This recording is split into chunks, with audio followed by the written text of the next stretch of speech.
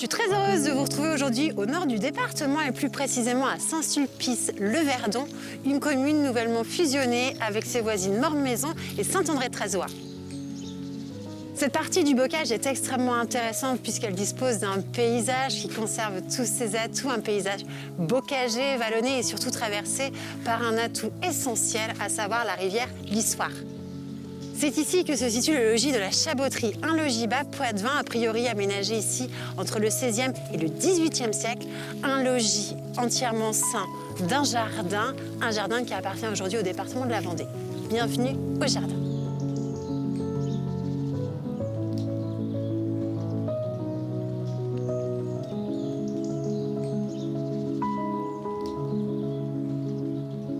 Monsieur Jean, merci de nous recevoir ici à la Chaboterie, dans ce bel endroit. Merci.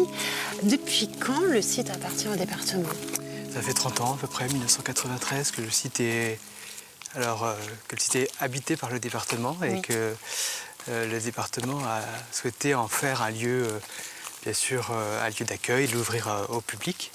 Il y a 30 ans, la priorité du département, on vient de le dire, c'était conserver ce logis, bien évidemment, ce jardin. Comment on s'y prend? Parce que le logis était là, mais le jardin. Comment valoriser cet ensemble, monsieur Jean? Comment le conserver, mais surtout le valoriser, le transmettre? Alors, pour transmettre, il faut accueillir et puis après, il faut faire savoir. C'est bien sûr, donc on accueille des milliers de personnes ici à la Chaboterie qui viennent pour différentes raisons. D'ailleurs, souvent parce que c'est un lieu on le disait tout à l'heure, c'est un lieu qui est animé, donc les gens viennent pour vivre ces animations, des concerts.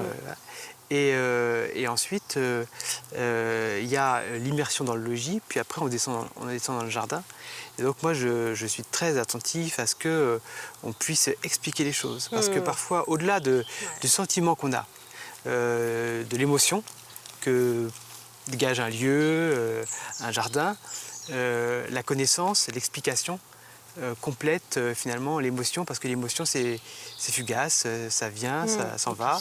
Et donc notre rôle, nous en tant que collectivité, en tant que propriétaire de ce lieu, c'est aussi de faire de la médiation et d'avoir des agents qui sont passionnés du site, qui sont un peu spécialisés et qui vont expliquer bien sûr le lieu et souvent l'exemple du jardinier, c'est qu'il explique son métier et il transmet sa passion. Ouais. Est-ce que vous acceptez maintenant justement de nous conduire jusqu'au jardinier du logis de la Chaboterie? Je vous suis alors. Plaisir. Merci.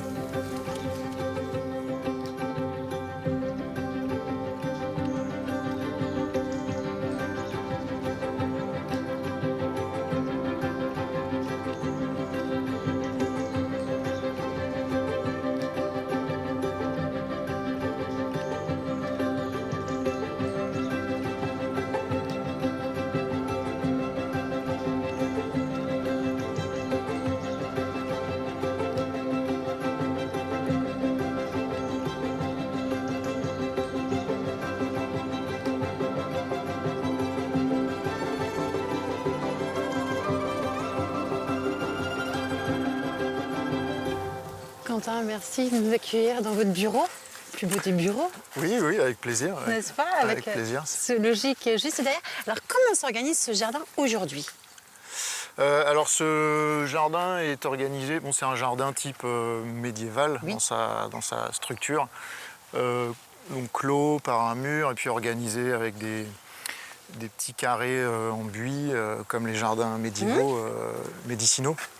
Il y a ensuite différentes inspirations. Alors il y a un jardin d'agrément, un jardin des simples qu'on appelle un jardin de plantes utilitaires médicinales et aromatiques également, qui se situe là, au milieu. Les espaces sont délimités tout en étant en harmonie, quoi. Bien sûr, bien sûr. Et vous voyez les taupières qui sont plutôt d'inspiration Renaissance. Les taupières d'if. Qui marquent bien, justement, qui apportent un rythme. Qui apportent vraiment une verticalité au jardin. Et juste séparé, comme ça se faisait dans les jardins médiévaux, séparé là par une bordure d'if, le potager. Donc ça, c'est votre feuille de route, c'est-à-dire que vous devez maintenir ceci. Mais après, Comment ça se passe? On travaille en équipe pour concevoir tous ces ensembles? On travaille en équipe, hein. Oui, on travaille en équipe. On est dépendant, on est tributaire de l'existant au jardin. Bien sûr. Ensuite, il y a toutes les conceptions à l'intérieur des carrés, donc deux fleurissements par an à concevoir. Ce qui est important. Automne-hiver, donc là on vient de le terminer, et printemps-été pour durer, essayer de fleurir tout l'été. Donc il faut jouer sur les floraisons, les périodes de floraison. Et le potager également qui donne toute l'année, qui produit toute l'année. Donc c'est pareil, un plan potager organisé qui est organisé en carré également. Donc il y a des rotations à faire. Et le but est d'apporter des fleurs, du beau, des senteurs, du Bien goût, sûr, toute bien l'année, quoi. Toute l'année, qu'il y ait des légumes, des fleurs. Vous me le faites découvrir ce potager, Quentin? Oui, bien sûr. On descend.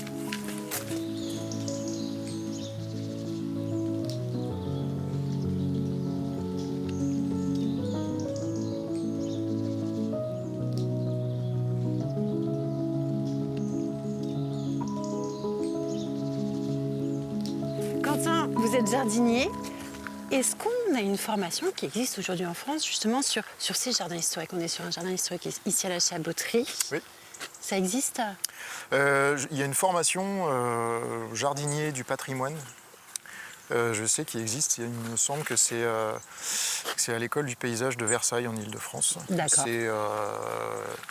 C'est réservé un petit peu à une élite, on va dire, mais ça existe. On peut être ensuite jardinier du patrimoine sur les sites patrimoniaux. Parce que c'est vrai que vous, quand vous arrivez ici à la Chaboterie, c'est pas forcément évident déjà de comprendre ce jardin, de comprendre ses origines, son histoire, de l'appréhender et ensuite voilà, de travailler dessus. Comment on s'y prend? Après, c'est un métier de passion, hein, dans mon cas en tout cas. Donc c'est passer du temps, acquérir des connaissances, s'approprier le lieu, le milieu. C'est ça au jardin de toute façon souvent.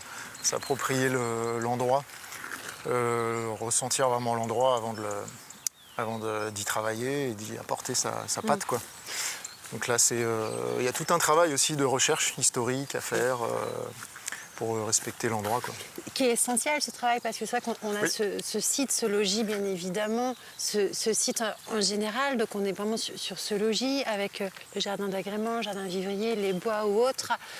Comment on reprend tout ceci aujourd'hui au XXIe siècle, respecter l'ancien et l'adapter à nos usages actuels? Bien sûr, on n'a pas exactement les mêmes méthodes de travail, hein. Forcément, on travaille quand même avec des outils plus modernes, même si on n'a pas tellement mécanisé nous, Alors ça, c'est important. le travail. Ouais. C'est pas ici, nous, dans l'équipe des jardiniers, c'est pas de toute façon notre philosophie. Pas de motoculteur, ce genre de choses ici, quoi.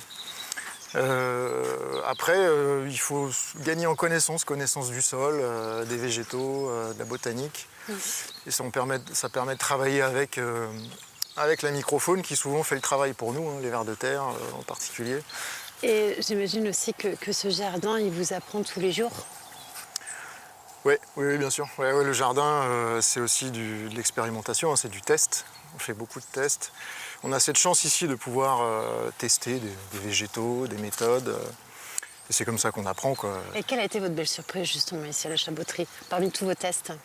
Alors la belle surprise, ça a été cette année en tout cas une variété de haricots grimpants violets, à cause violette. Et ça a été de la vie générale vraiment une grande réussite. Et, ça apporte vraiment une perspective, ça donne énormément des très bons légumes et en plus c'est ornemental. Bien sûr, Donc, c'est beau. Voilà, c'est tout l'intérêt, c'est beau, bon et en plus ça nourrit le sol. Donc, Plein de... parce que le haricot est un engrais vert, donc Plein d'atouts. c'est parfait, c'est impeccable. On repart vers le jardin d'agrément. Oui. Retrouvons désormais Olivier pour une histoire de jardin.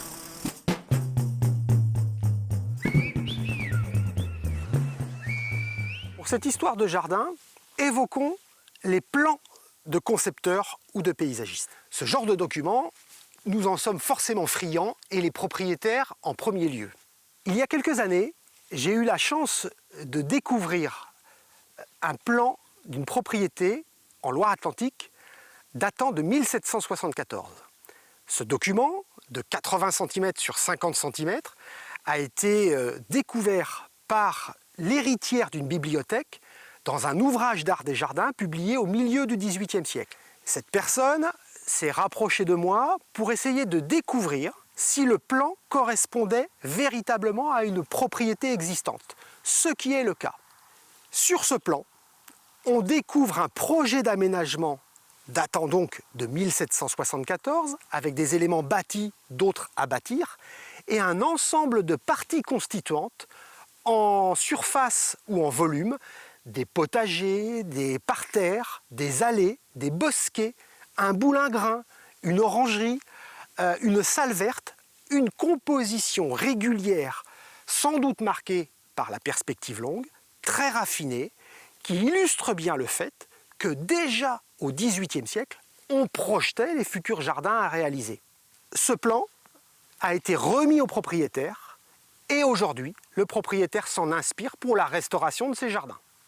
Sur ce plan, on devine de nombreuses lettres renvoyées en légende qui indiquent toutes les parties des jardins construites ou à construire, des parties utilitaires, potagers, vergers, des parties d'agrément, comme le bosquet régulier où on va se promener quand il fait un peu plus chaud, comme un boulingrin ou un jardin de l'orangerie plus raffiné, comme un quinconce ou comme une salle verte enfin.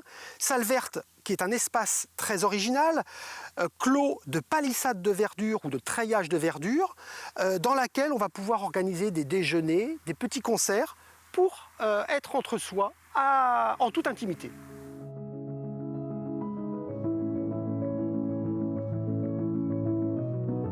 Là, c'est vraiment l'endroit magique, ce labyrinthe, Quentin. Donc, ces labyrinthes, ils existent depuis très longtemps, parce qu'on a connaissance d'eux sur des plans anciens de propriété. Ça, c'était vraiment un souhait du département de réimplanter ce genre de labyrinthe au sein de la chaboterie. Oui, pour conserver les pratiques ancestrales et puis l'aspect ludique, bien sûr. C'est un lieu de visite où il y a beaucoup de visiteurs, bien évidemment. ou même de gens qui se baladent tout simplement autour du site. Donc là, nous sommes sur de la charmille. Oui.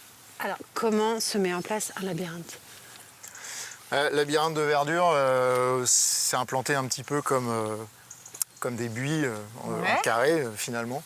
Après, on laisse pousser. Il faut laisser pousser, bien sûr. On plante en général plutôt des jeunes sions d'1 an, et alors de manière totalement régulière sur l'implantation du labyrinthe. C'est là où il ne faut pas se tromper. Ça prend combien de temps pour qu'il ait sa hauteur Ça dépend bien sûr de ce qu'on a planté, hein, mais pour avoir une hauteur comme celui-ci, je dirais 6-7 ans. 6-7 ans, il s'étoffe ensuite. Et on commence à tailler justement à partir de quand ? Pour qu'il puisse s'étoffer et prendre... Il faut, dès la 2e année, commencer à lui donner, faire une taille de formation, commencer à lui donner sa forme. Sinon, le charme va monter, s'étoffer, c'est vigoureux.